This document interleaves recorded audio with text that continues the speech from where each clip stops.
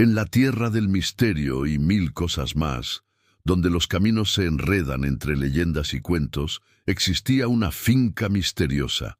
El dueño de aquella finca lo llamaban Don Povalo. Estaba rodeada de árboles frutales que parecían cargados de oro y fuego, un espectáculo de la naturaleza en su máxima expresión. El dueño de este paraíso terrenal era un hombre tacaño, de mirada dura y rostro amargado, Don Povalo. La gente del pueblo contaba que había plantado cada uno de esos árboles con sus propias manos. Decían que los había regado no solo con agua del caño cercano, sino con su propio sudor y su propia sangre. Mangos dulces como la miel, guayabas tan aromáticas que perfumaban el aire a kilómetros de distancia, naranjas brillantes como soles en miniatura y nísperos dorados que prometían el sabor del cielo. Pero estos frutos, en lugar de ser compartidos para el deleite del pueblo, eran guardados con un celo enfermizo, casi obsesivo. Cerca de los alambres de púa que resguardaban la finca, las risas de los niños se mezclaban con el zumbido de los insectos. Eran las voces de la curiosidad atraídas por lo prohibido. «Oye, dicen que sus mangos son grandes y sabrosos», susurraba un niño, con los ojos bien abiertos, mirando los palos de mangos. Otro, más valiente o más insensato, reía burlonamente. «Vamos a buscarlos. Solo hay que correr más rápido que él. Es un viejo. ¿Qué tan rápido puede correr?» Pero una niña, más pequeña y temerosa, temblaba al escuchar sus planes. «Pero, ¿y si nos atrapa? Mi abuela dice que entrega a los niños traviesos al diablo». El silencio cayó sobre el grupo por un instante, hasta que uno de ellos rompió la tensión con risas nerviosas, y pronto todos se unieron al coro burlón, gritando a todo pulmón hacia la finca. «¡Pitongo! ¡Pitongo!». Ese era el apodo, la palabra que encendía la furia en el corazón del viejo. Una simple burla infantil que, según algunos ancianos del pueblo, tenía el poder de abrir las puertas del mismísimo infierno. Un día, un grupo de niños saltó la cerca y corrió entre los árboles, con el corazón latiendo a 1000 por hora, buscando robar alguna fruta. Pero en cuanto sus pies tocaron la tierra de la finca, el ambiente cambió drásticamente. El sol brillante se oscureció, como si una nube invisible lo estuviera cubriendo. Un viento helado comenzó a soplar con fuerza, agitando las hojas de una manera siniestra. «¿Qué pasa? El sol se está apagando», gritó uno de los niños, con la voz quebrada por el miedo, mirando hacia el cielo oscurecido. De repente, un crujido seco resonó entre los matorrales cercanos. Una sombra se movió, densa y antinatural. De entre la vegetación emergió lentamente una figura. Era Don Povalo.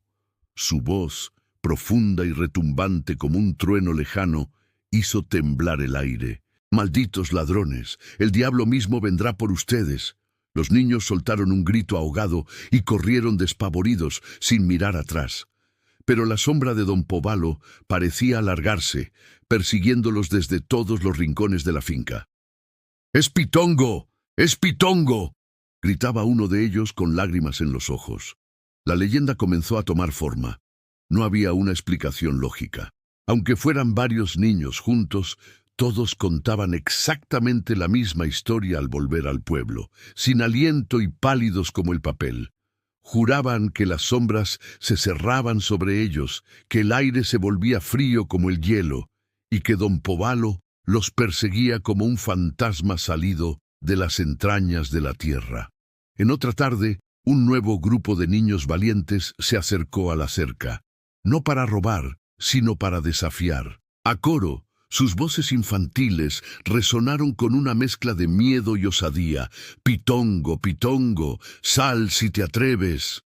Los árboles de la finca se sacudieron violentamente, como si un huracán invisible los azotara, y entonces apareció él, Don Povalo, con los ojos brillando como carbones incandescentes en la penumbra.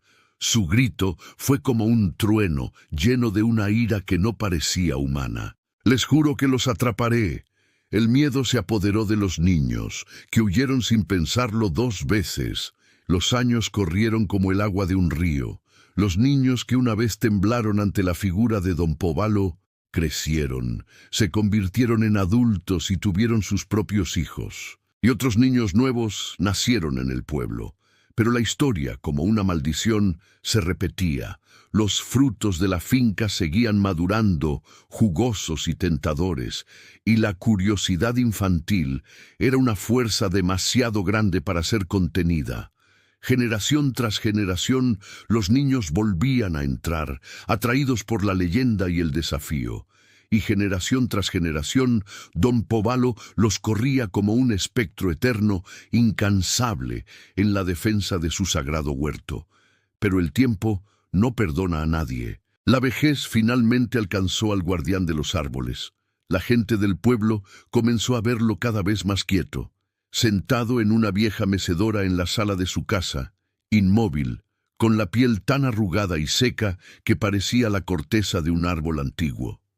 Ya no corría tras nadie, o al menos eso es lo que todos pensaban. Desde su mecedora, con los ojos fijos en su finca, don Póbalo susurraba para sí mismo: «Nadie tocará mis árboles, ni ahora, ni nunca».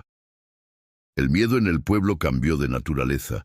Ya no era solo el temor a un viejo celoso por sus frutos, sino algo más profundo, más sobrenatural.